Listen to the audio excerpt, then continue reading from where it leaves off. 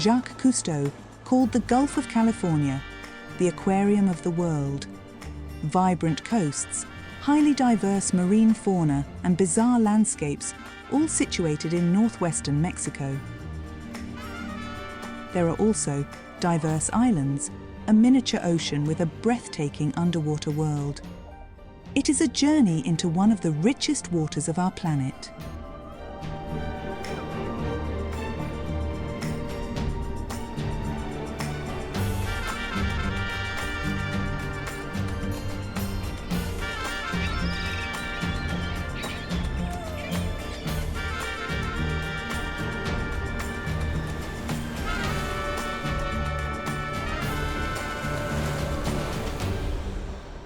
The bay begins just across the border with the United States, where the Gulf of California lies between the Mexican mainland and the second largest peninsula in the world, Baja California.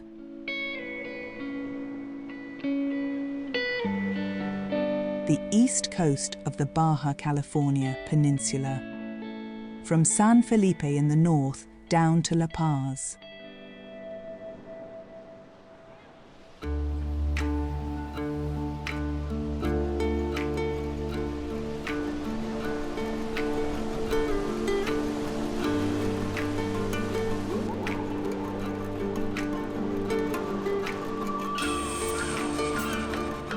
Off San Felipe, small fishermen working with environmentally friendly fishing methods are fighting the superiority of the super trawlers.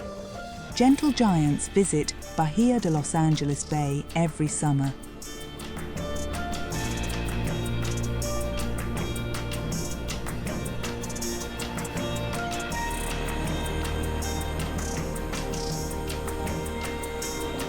Photographers will find their favorite subjects here: large marine animals and fascinating plant life. 300 years ago, the Spaniards conquered the eastern part of the peninsula. Magically attracted by the gold and silver of the Sierra San Borja Mountains. At its foothills stretches the Bahia de Los Angeles, the Bay of Angels. Every summer, whale shark families come to visit. The Gulf of California beckons with plenty of food. And where there are whales and sharks, there are also followers such as mullet or spiny mackerel.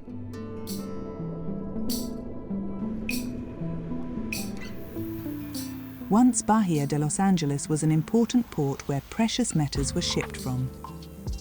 Today, it is a small isolated place, surrounded by barren mountains and cactus forests. Few visitors stray into the desert climate of the region.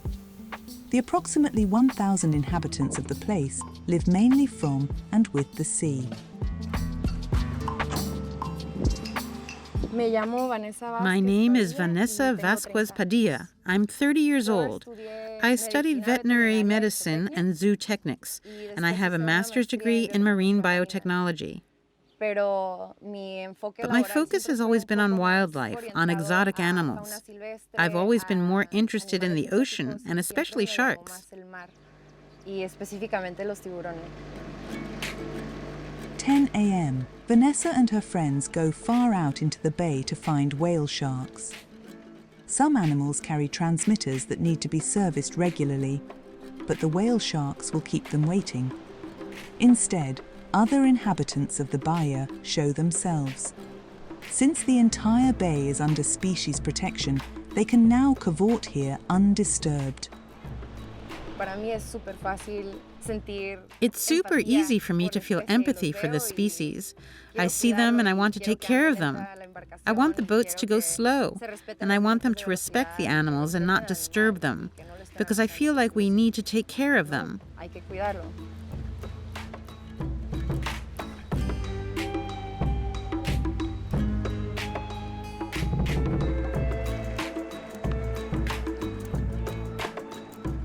Whale sharks, the largest fish in the world, can grow up to 13 meters long. They belong to the shark family, but eat only plankton. They owe their name to their size. In Asia, their meat and fins are considered a delicacy. Therefore, they are highly endangered. collisions with large ships as they migrate through the oceans also reduce their numbers. Vanessa's father founded a local whale shark monitoring group in 2008. He was the first to promote ecological tourism and species conservation in the Bahia. Fishermen changed careers and instead of hunting them, now offer wildlife-friendly trips to view the whale sharks. Today, Vanessa is leading this group. Before going into the water, Vanessa notes the coordinates where they found the animal. This helps them later to understand which animals return where. We have 2 sharks this year that have satellite transmitters on them, and we have to clean those transmitters every once in a while.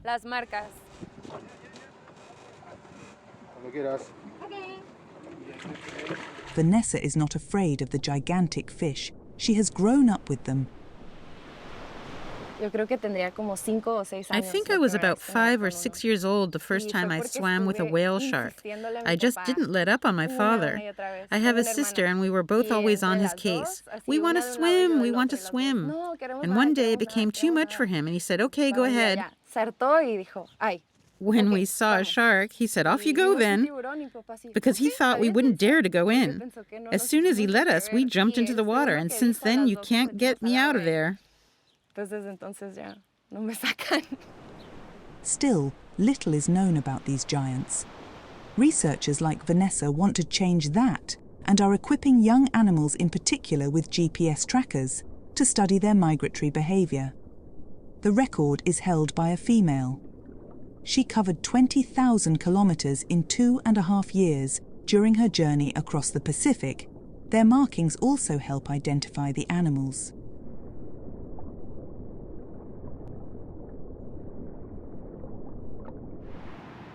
Most of them come back every summer and are already old acquaintances for Vanessa. Why whale sharks travel such distances, though, is still a mystery.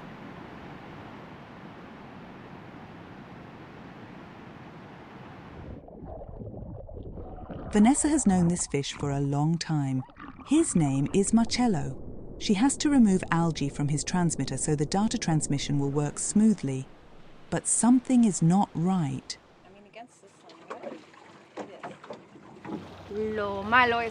We were just in the water cleaning the marker and we saw that he had a fresh wound on his fin caused by a boat propeller. The propeller managed to destroy the transmitter, and that's why the shark didn't transmit.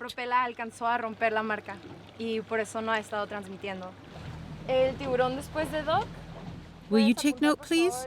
It was an 18-foot male shark.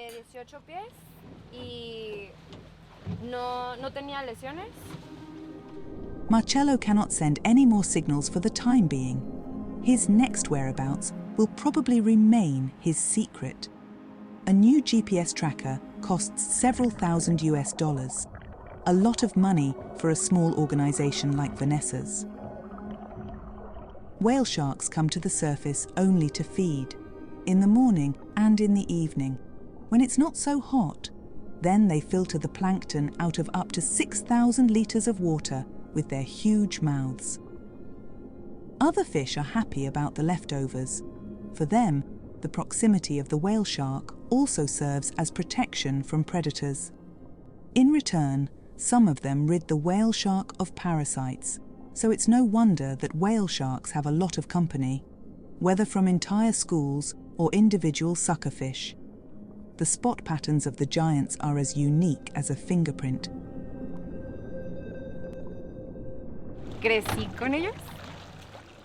I grew up with them, and I get excited when I see them, even out of the water. Then I call out, "Ah, that's that shark, right?" No, it's another one. They ignore it when you follow them. They feed. They go about their business. But it's nice to recognize them.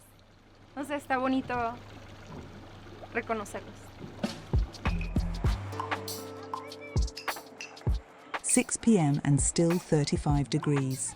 A friend of Vanessa's runs a small ecological cafe. At least 3 times a week, she meets with the others from her team after work. They cook with fresh ingredients from the surrounding area. Today, they're serving sushi, among other things.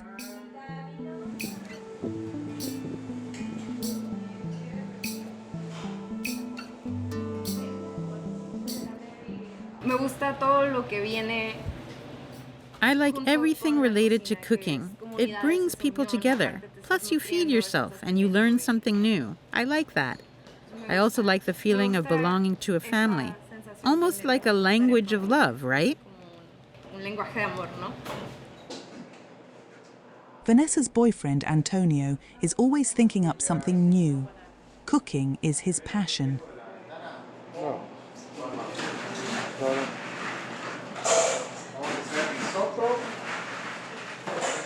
We are now preparing a risotto with mussels. They are called lion's claw. Mussels are one of the most sustainable foods you can eat because they don't need energy. Only the sea and the current. Tuna and seafood, naturally, come out of the Gulf. Sustainability is a top priority here. In many other places on the peninsula, environmental protection is not yet a priority. I see the future of Bahia de Los Angeles in environmental protection because the richness of nature here is a big attraction. This is still a very wild place. Human impact is still low, and ideally we'd like it to stay that way or get even better.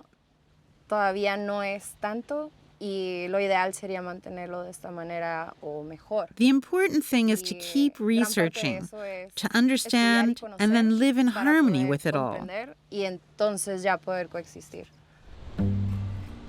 300 kilometers further north. For marine biologist Armando Legorreta, water has more meaning to him than just his job. It is his element. His most important work area is off the coast of San Felipe. While swimming, he feels close to the mysterious world that lies beneath him.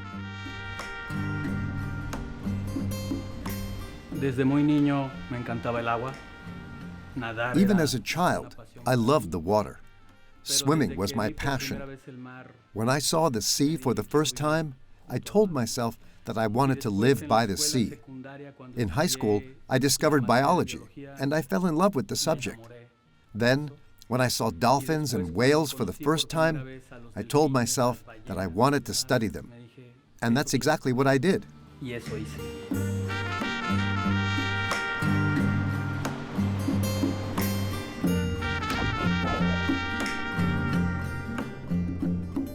When you're diving through rocks, if you pick up a rock and you see a worm or a crab or something, it might not be that interesting to some people, but to a biologist, it's totally exciting.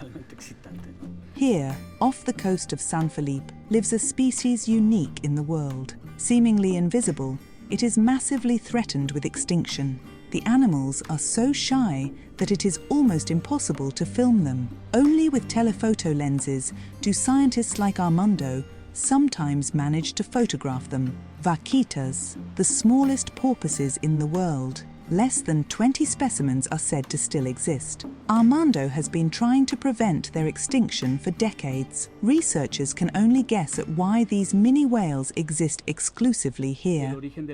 We believe the origin of this small harbor porpoise dates back to an ice age when a population became isolated in the Gulf of California and settled and developed exclusively in the upper portion of the Gulf. Armando is a researcher at the National Institute of Climate Change. His university is in Ensenada, on the other side of the peninsula. He regularly crosses the desert that connects west and east to work for the protection of the vaquitas.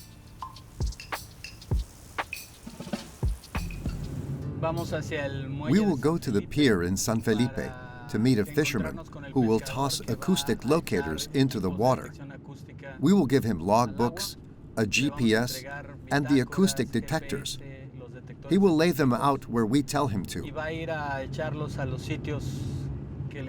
After a few days, he'll pick them up and give them back to us so we can analyze the data.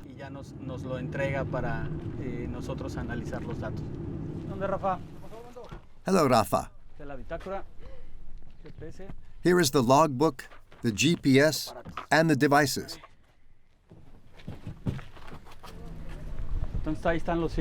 And then here are the locations and the points on the GPS device. Okay? I'll see you around.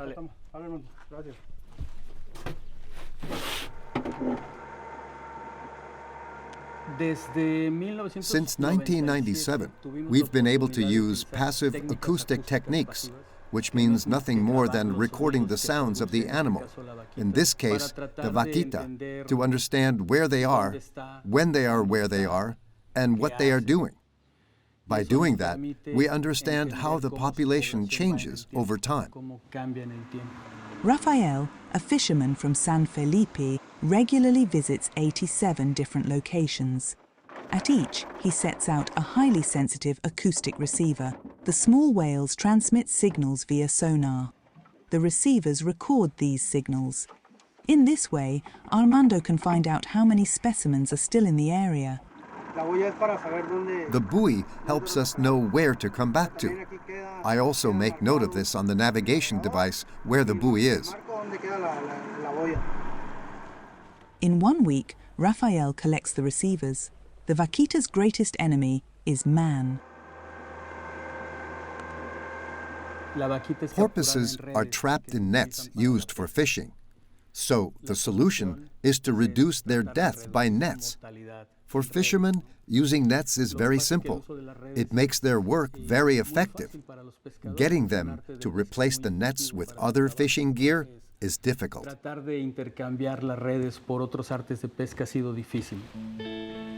Sometimes deadly traps hide under the water surface.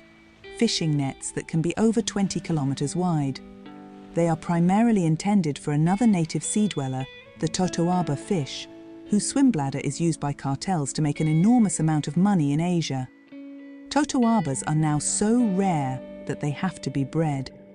In the sea, the last vaquitas often perish in the nets during totoaba fishing.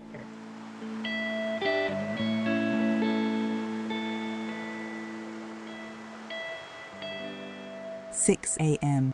Inspection time in the port of San Felipe. Water police and Marines check every single fishing boat before it leaves the harbour. Gigantic drift nets are prohibited, and they're not just looking for nets.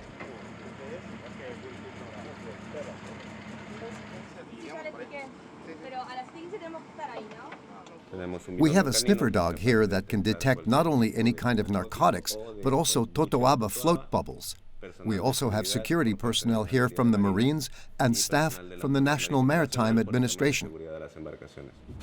Most of the criminal fishermen go out at night and thus avoid the morning inspection. Their catch is in great demand in another country.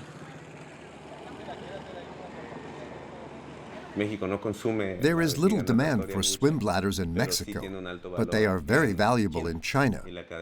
And because they generate very high profits, this creates an incentive for poaching, which in turn harms other species. And this high profit margin attracts organized crime, whose criminal activities pose a threat. That's what brings danger. Captain Marvin Castaneda has received a tip. In a bay 30 kilometers north of San Felipe, an illegal net is said to be floating near the beach. Such nets are a matter for the military, because the narcos, Mexico's dangerous drug cartels, control the trade in totoaba swim bladders. In this region, they are more lucrative than narcotics. In the case of the prohibited nets, when there is no claimant, they are destroyed. But because they are expensive, someone may want to try and recover them. For the fishermen, this is a disaster. They often invest a year's salary in a net, hoping to earn money from the illegal trade. This net is long gone. Marvin's men find nothing, but other nets are drifting in the vastness of the Gulf, threatening its inhabitants and potentially being able to wipe out the last vaquitas for good.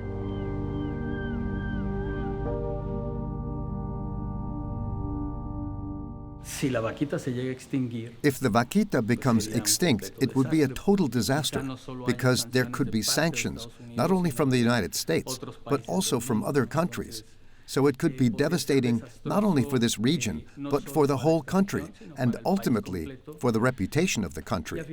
A country that is world famous for taking care of its natural resources. If the first marine mammal to go extinct this century were to happen here, that would not be good.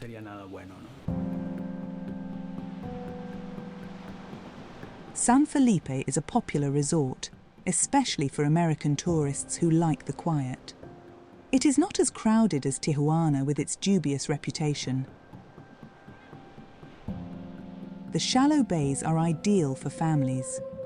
The rich underwater world attracts many nature lovers.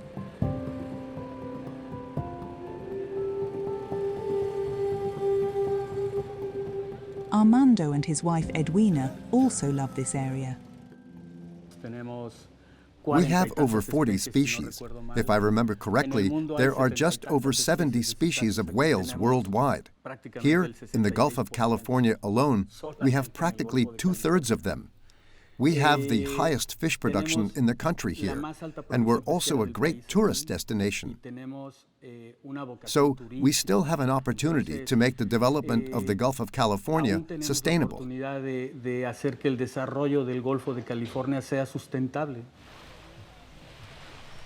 The waters around San Felipe are now under strict protection. For fishermen in the region, the government has set up restricted zones in which they are not allowed to fish under any circumstances. Armando has enforced a large part of these measures. Without him, the vaquita would perhaps only exist today as graffiti. Armando and his colleagues have tried to breed vaquitas, but without success. The animals died in captivity.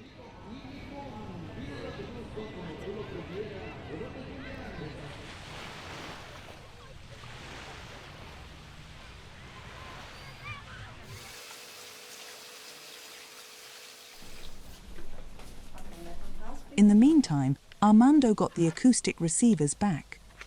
Together with his wife Edwina, he examines them.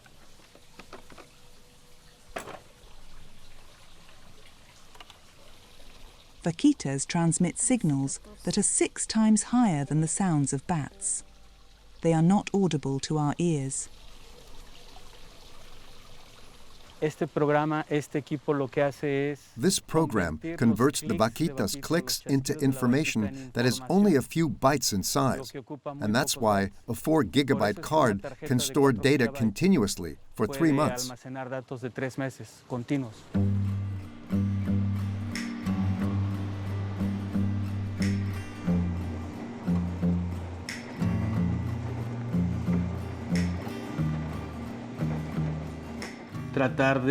Trying to support the conservation of the country's resources is an important task.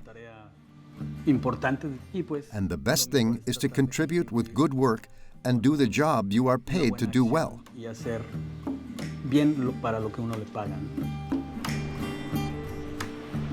At the moment, Armando estimates that there are 18 vaquitas left in the Gulf of California.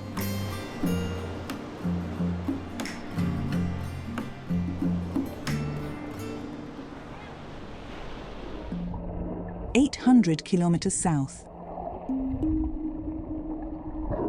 My name is Anwar Patrian Floriuk. I'm 40 years old and a photographer. In the waters of Loreto, Anwar's photographs have made it into the world's biggest nature magazines. With this picture, he won the World Press Award in 2016. Even though he travels all over the world, the Gulf of California is his favorite area.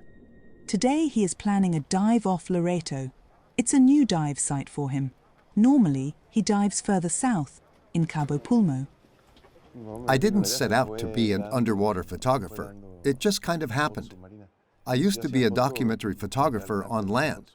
10 years ago, when I was on a diving trip to the Galapagos Islands, I thought, I have to take advantage of this. And so, I got a special camera to take underwater photos.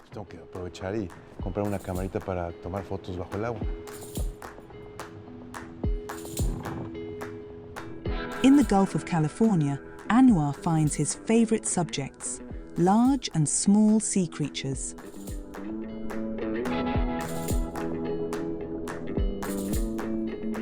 His friend Iago accompanies him. The two divers are hunting for rare black coral today.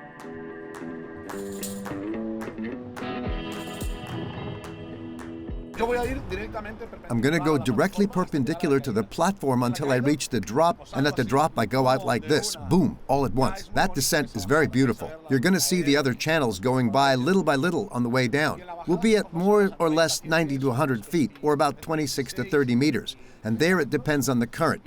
We'll go to one side or the other. Although Anouar is an experienced diver, the first dive in an unknown region is always a journey into the unknown. Therefore, the crew is looking for a place protected from the wind and hoping that there is little current.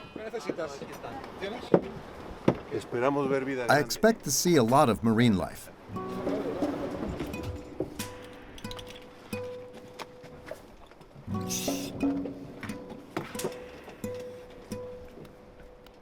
Anouar's first dive in the national park off Loreto's coast.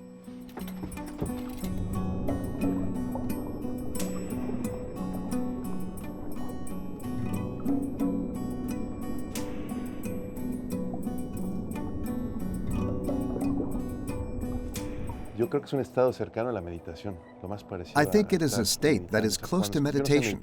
When I listen to people meditating and they explain to me how it makes them feel, it sounds very similar.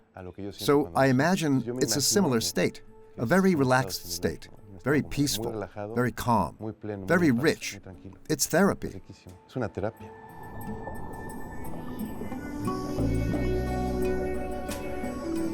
Anouar captures with his camera what few people get to see: the beauty of the ocean, sea ferns swaying in the current, and on his very first dive he finds it, black coral. Anouar is concerned about this diversity.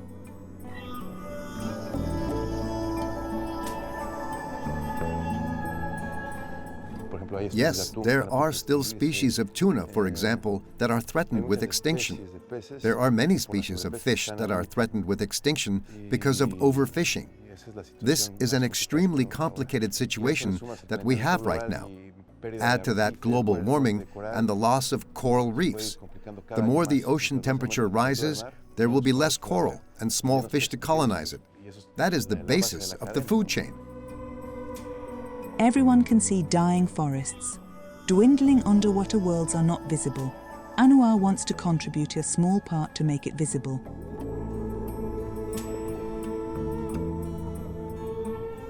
I do very little. I hope that some of my photos help to awaken interest in the sea. That would be good.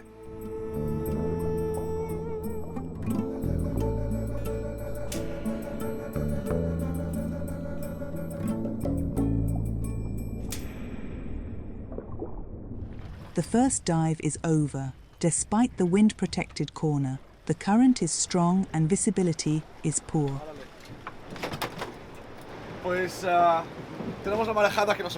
The tide is pushing us toward that rock wall there. That's the shallower area from which the dives start. We have to orient ourselves so that we can get further away from the rocks when the wind pushes us there. So, is everyone here? Did everyone survive? On the first dives, you always look for the calmest conditions possible to test all the equipment and make sure you're comfortable and the camera is okay. But here, the first dive of the season and of the day, the most difficult dive of all. So we all went in where there was a current. Yeah, that's exciting. Anouar moves on, looking for better conditions and the perfect photo.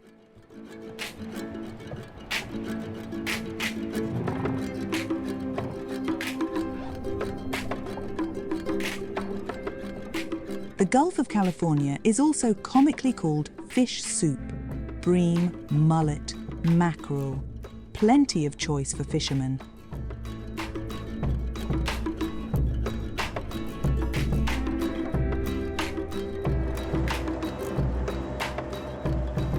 In San Felipe, the Garcia family lives off the wealth of the sea. Every morning they go out in search of a good catch.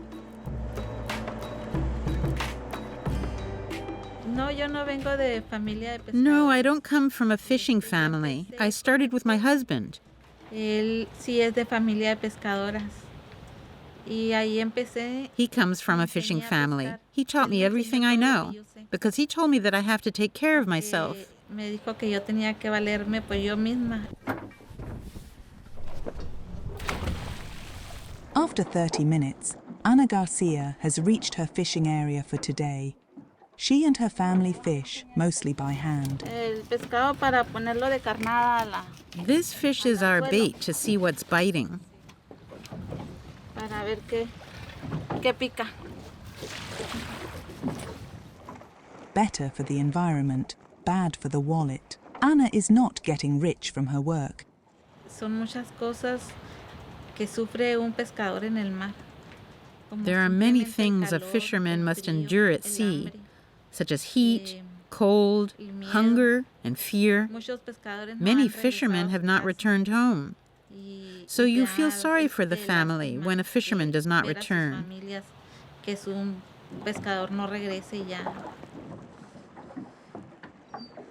Today, Ana is lucky. She hooks a particularly large number of triggerfish. Nevertheless, the yield is tiny compared to fishing with large nets, as the giant international trawlers do. This type of line is very good for fishing, if that's enough to live. With large nets, you are more likely to get by. But there are many people who use too many nets and then throw away the bycatch. Usa demasiada red que echas a perder mucho pescado. Even if it is tedious, Ana and her family only take what they really need from the sea. In this way, they make an important contribution to protecting the fish in the Gulf.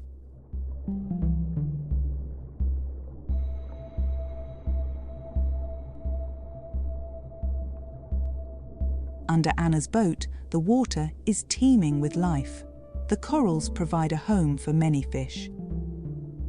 Emperor and surgeonfish, huge schools of mullets cavort without a care under their keel. Their animal competitors also have it in for them. Volaban los tiburones y las ballenas y comiendo curvinas. Sharks and whales swim around and eat croaker fish. Once a whale swam under our boat and surfaced next to us. It was beautiful, like a movie. I'll never forget that. My sister-in-law sometimes comes fishing with us, and we both just held on because you don't know what can happen if a whale dives under you and you get a flipper blow. That's the most impressive and beautiful thing that's ever happened to me. Ana leads a busy life. Nevertheless, she can no longer imagine doing anything else. I don't know if others feel the same way, but when I haven't worked for a week, I feel the adrenaline. I feel very clearly that I want to go out to sea.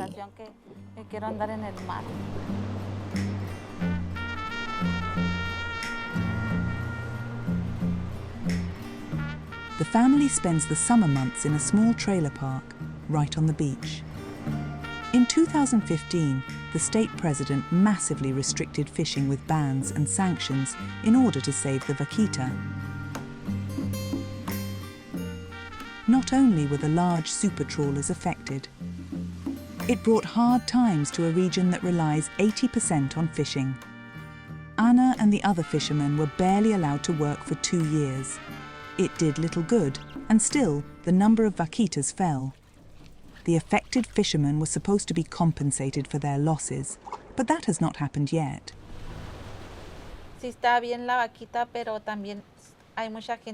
All well and good for the vaquita, but we are so many people who suffer.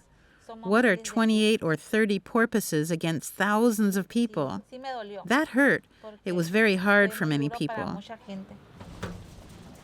A trader from San Felipe buys the fish that were swimming in the water just an hour ago. ¿A cuánto está el precio, Lalo?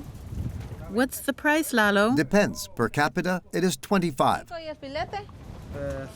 25? And the fillet? Yes, we can pay 60 there.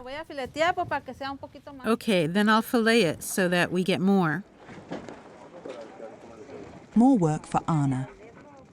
But she doesn't mind.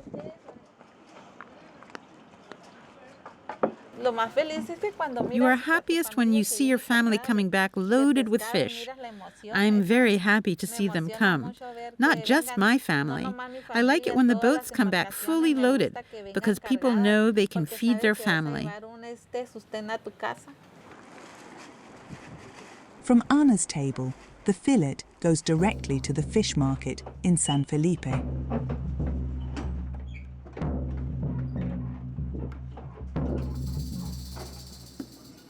The entire peninsula has a desert climate. Only drought-resistant plants survive here. Some cacti live to be 200 years old. They can store tons of water.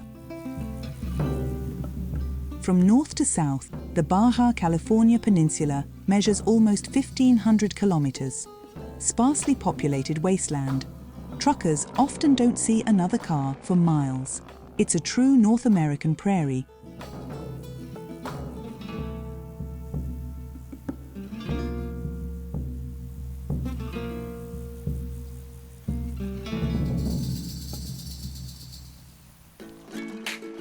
A laboratory at the southern tip of Baja California is a crucial solution to the Gulf's overfishing problem emerging here.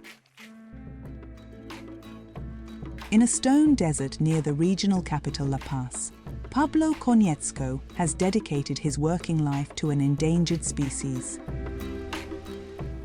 We have a breeding center here called a hatchery. This is a laboratory for breeding marine fish. It's where we breed totoaba. Fishing for totoaba has not been permitted since the 1970s. The totoaba is a species of croaker. I like to call her the queen of croakers, and she is unique. And it only lives here in the Gulf of California. Actually, breeding fish get food from fish scraps or soy. Pablo's fish get algae. Here we see algae in different shades of green. A darker green means that there are more algae. With this content, the density of algae is higher. So on the first day, it looks like this. On the second day, like this. On the third and fourth day, like this. That's when we harvest it. That's why the colors are different. Pablo and his team are experimenting with different types of algae. This conserves wild fish stocks, which are otherwise processed into fish feed for aquacultures. Only the most promising marine plants are produced in large quantities and subsequently processed into feed.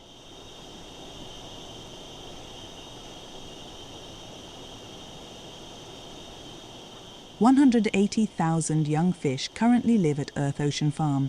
Gerardo Garcia takes care of the breeding of the fish. Hello, Gerardo. How are you? Good. How are you?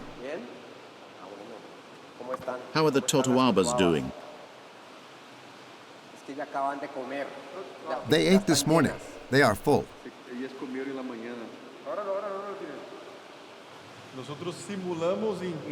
We simulate the natural cycle of fish in the laboratory, but we distort the phases so that they reproduce throughout the year. This species spawns in the summer. We can influence temperature, diet, and photo period to get the fish to spawn out of season. In the wild, the fish grow up to 2 meters long and weigh 100 kilos. In La Paz, totoabas are not farmed for their swim bladders, but for their meat. So far, this has only gone to restaurants in Mexico. There it becomes ceviche, sushi, or filet. Viviana Raimundo takes care of the very young. How many days? How old are these totoabitas? 32 days. 32 already? Pretty big for 32 days. Yes, but we feed them. They grow very fast. And how many do you estimate are in this tank? Here in this basin, there are at least 20,000. About 20,000. Well, they look good. We can release them soon. Ya entre poquito quedan listas para la liberación, ¿no? Once a year, tens of thousands of young fish escape the fate of ending up as a meal and are released instead. Through pipes, they reach tanks and then the sea. Many children help, pupils from the surrounding villages and children from orphanages. Liberamos en zonas que hay manglares, en zonas que tienen rocas, en zonas... We release them in areas with mangroves, in areas with rocks, in areas that are somewhat sheltered from the open sea so that these young ones can grow up in the greatest possible safety and later live in the open sea. Environmental education life. Around 25,000 little totoabas start their journey to freedom. The animals that are to be fattened live out on the open sea, far away from coral reefs or busy beaches. Such offshore facilities are costly, and the effort to care for the animals far from shore is enormous. The current ensures that feces and food residues are distributed over a wide area and do not pollute the immediate environment, as in normal aquacultures. Such farms are only worthwhile if expensive fish are bred there for exclusive restaurants. Pablo's company produces 6.5 tons of fish a year. Lo que estamos viendo ahora... Here, a cage is being set up for a count. This is a routine measure. We don't do it every day, but we do it from time to time to do the checks, to see how many fish we have and how they are growing. That's how we count the fish. Under the two cages on the surface are other enclosures. From time to time, divers check the nets to see how the animals are doing. They claim to operate the most modern aquaculture facility in all of Latin America.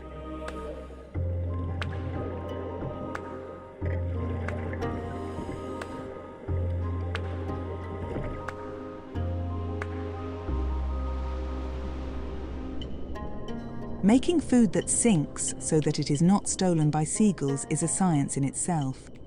But with the help of water pressure, it succeeds.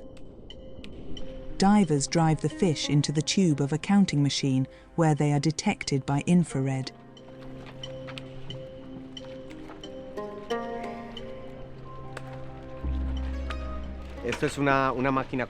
This is a fish counting machine. The divers drive the fish through this funnel and they come out counted on the other side of the cage.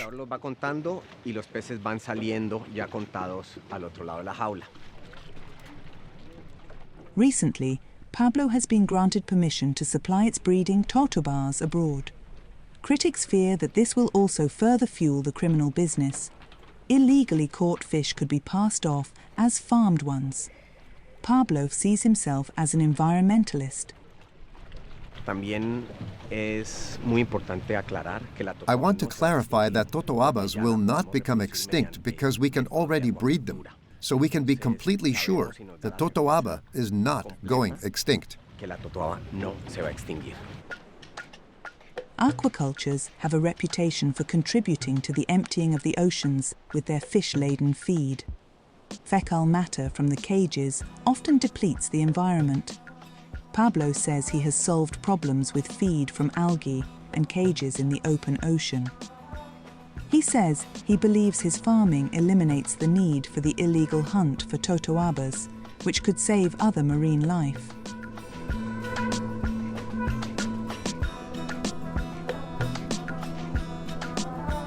But because Pablo's company destroys the big fish's highly sought-after swim bladders, the hunt for them in the wild is unlikely to stop.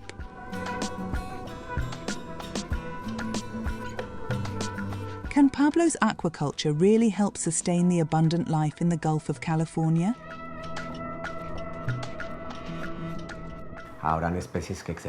There will be species that go extinct, and there will be new species. Nature will continue. We must try to do something, to contribute something, to leave it a little better than we found it.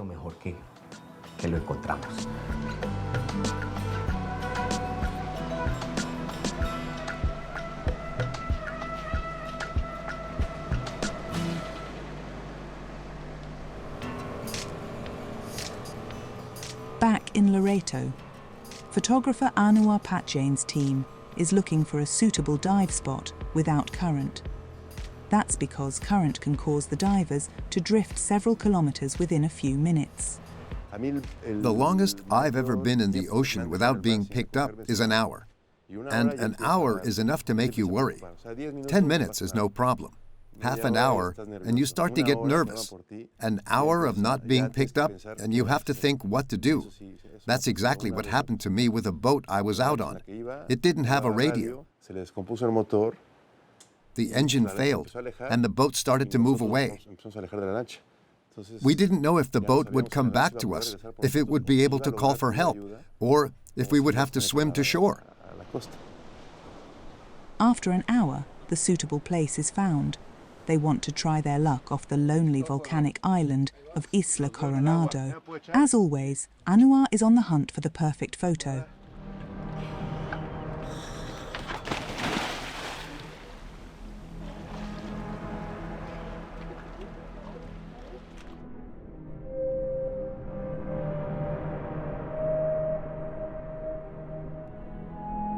The view is not very good here either, but instead, Anouar and Iago get curious visitors. The warm waters around the remote archipelago are a paradise for seals.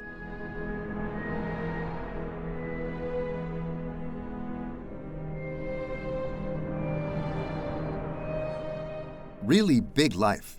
Big animals, manta rays, sharks, whales. I like to see and photograph big animals underwater, and if I manage to photograph them interacting with divers, all the better. I like to use people and animals together for my image compositions. I prefer to photograph not only the animal alone, but also to integrate the diver into the shot.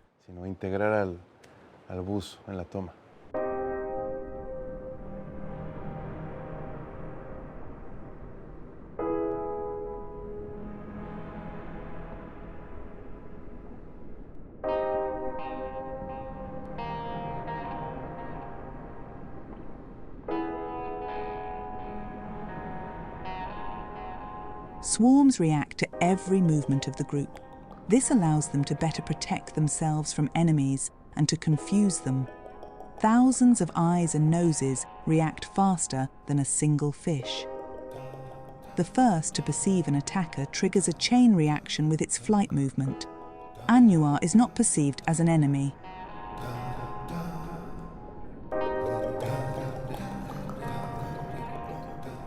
I like mackerel because they are wonderful to photograph. They form thousands of shapes that are constantly changing.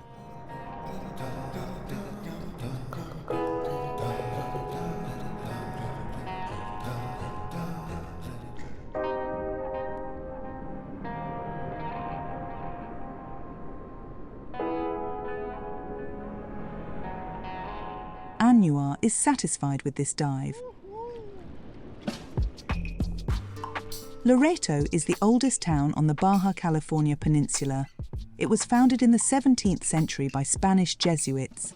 For many years, priests set out from here to proselytize the indigenous population.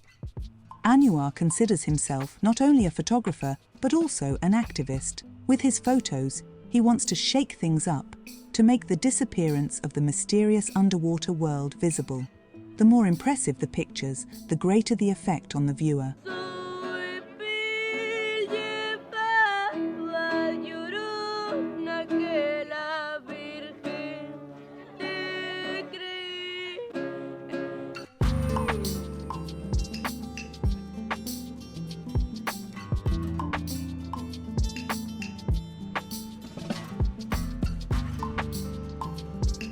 Today's photos.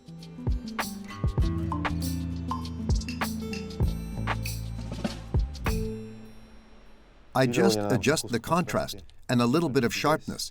That's pretty much all I do. I don't change much. I don't take anything away. I don't delete anything. Anouar photographs in color and then converts the images to black and white. His trademark. The option for today's shoot. I like them. They are better than I thought. Yes, there are good ones. Not many, but there are 2 or 3 good pictures. Yes, I'm glad. Not bad for a single photo day.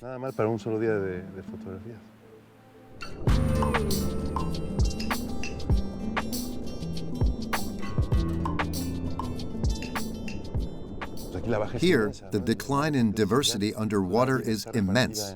We already know which areas we need to take care of. If we take care of them, these areas will become core zones where life recovers. If we could do that, life would increase throughout the Gulf of California.